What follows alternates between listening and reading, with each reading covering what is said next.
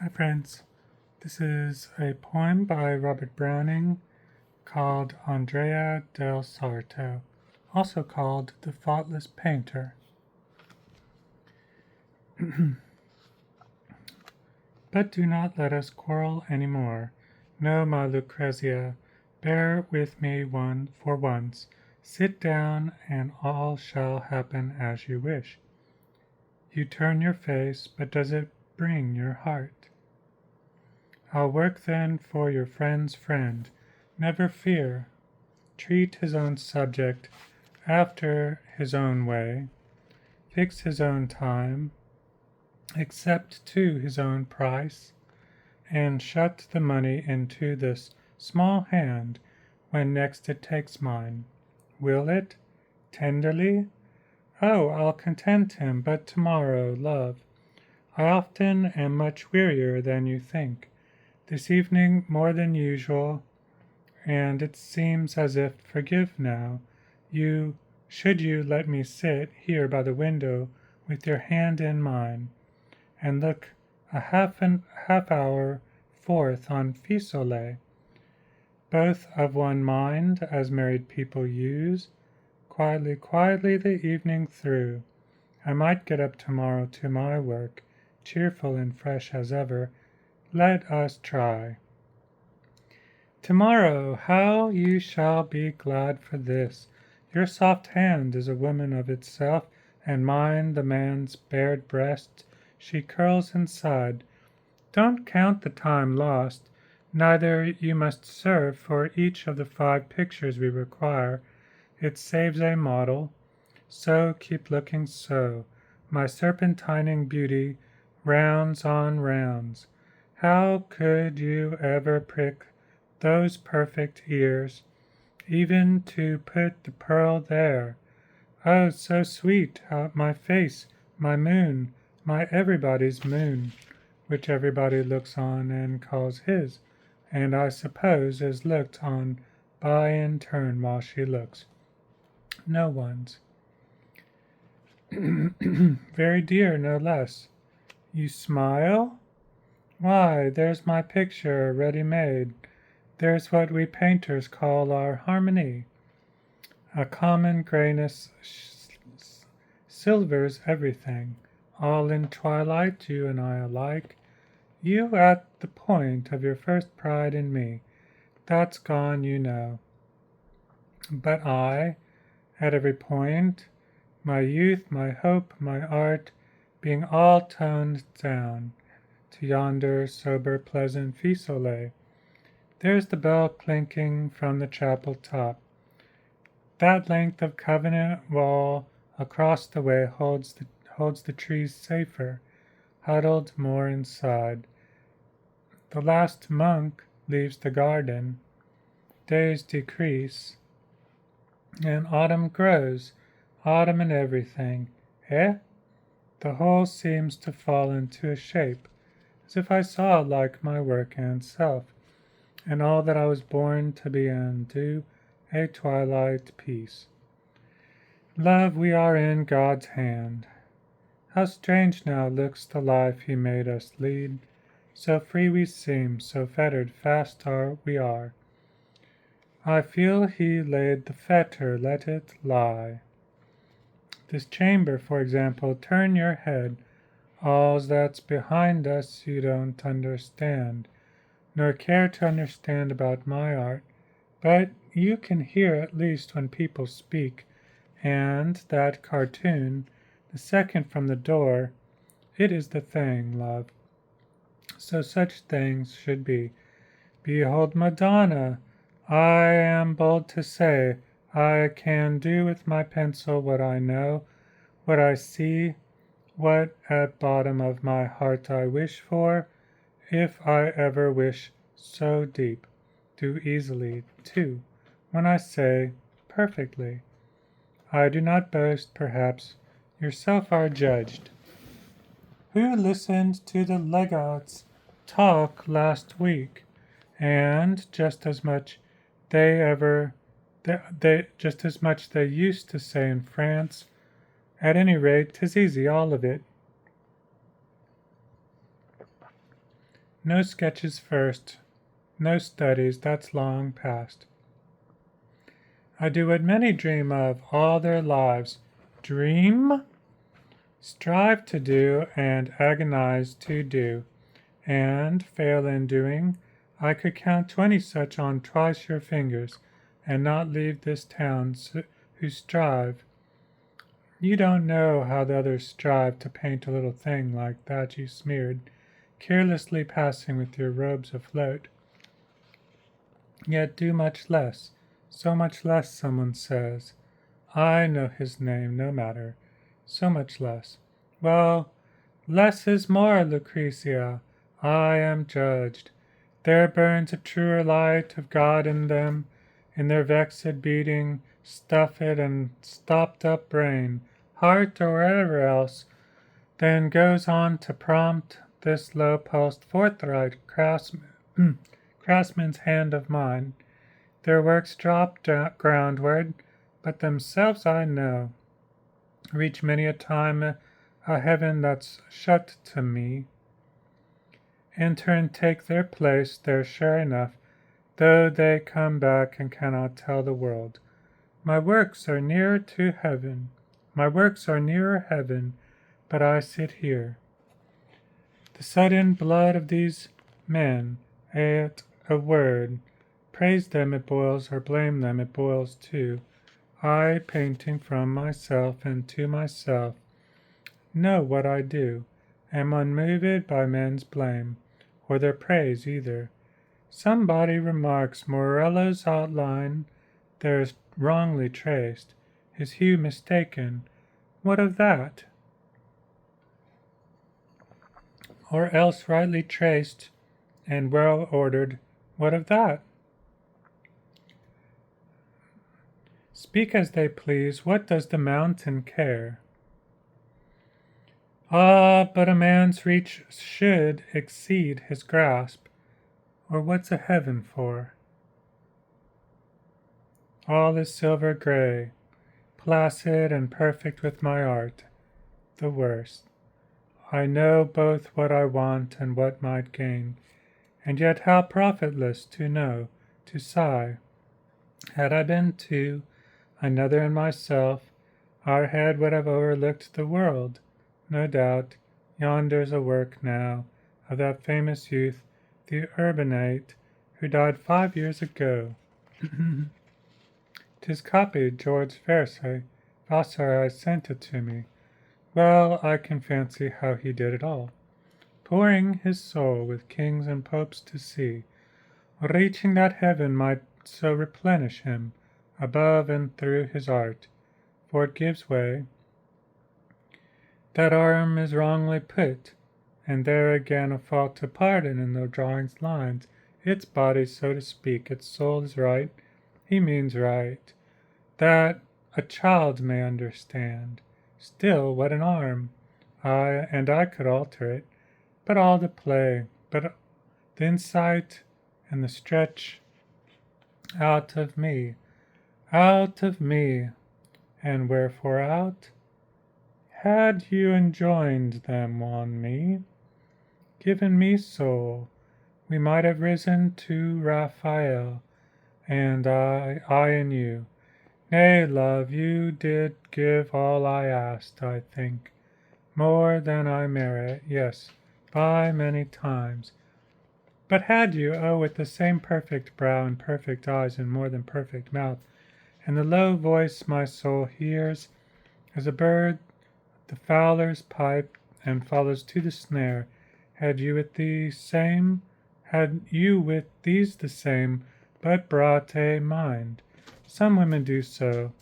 Had the mouth there urged, God and the glory, never care for gain. The present by the future, what is that? Live for fame, side by side with Agnolo. Raphael is waiting, up to God, all three. I might have done it for you, so it seems, perhaps not. All is as God overrules. Besides, incentives come from the soul's self, the rest avail not. Why do I need you? What wife had Raphael? or as Agnolo in this world.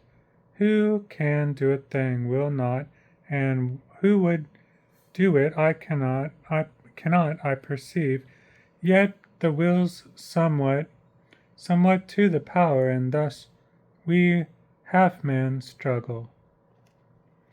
At the end, God, I conclude, compensates, punishes.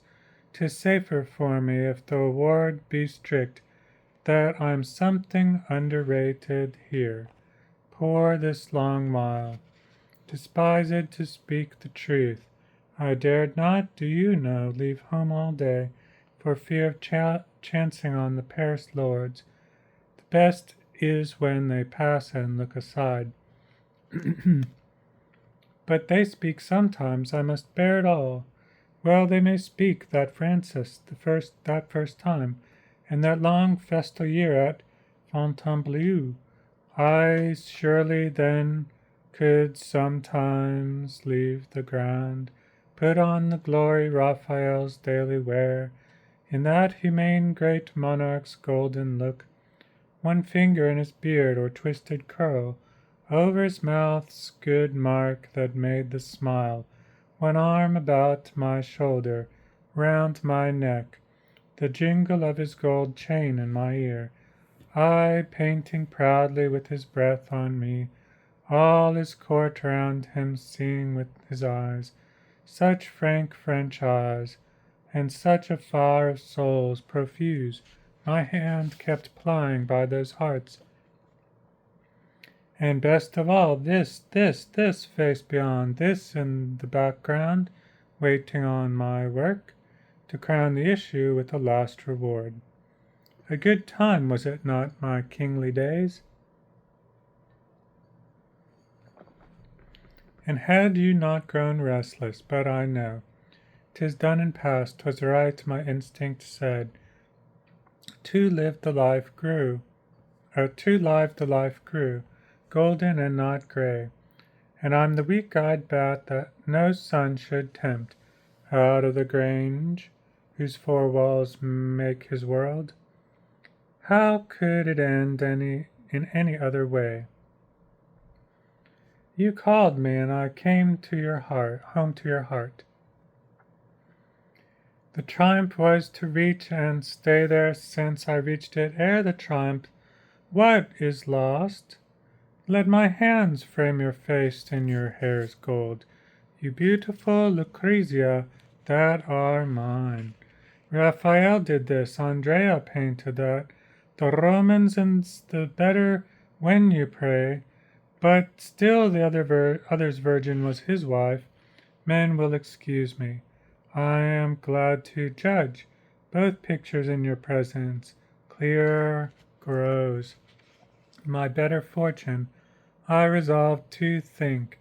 For, do you know, Lucrezia, as God lives, said one day Agnolo, his very self, to Raphael, I have known it all these years, when the young man was flaming out his thoughts upon a palace wall for Rome to see, to lift it up in heart because of it, and there's a certain sorry little scrub, goes up and down our Florence, none cares how, who where he set and plan and execute, as ye are pricked by your own popes and kings, would bring the sweat into that brow of yours, to Raphael's, and indeed the arm is wrong.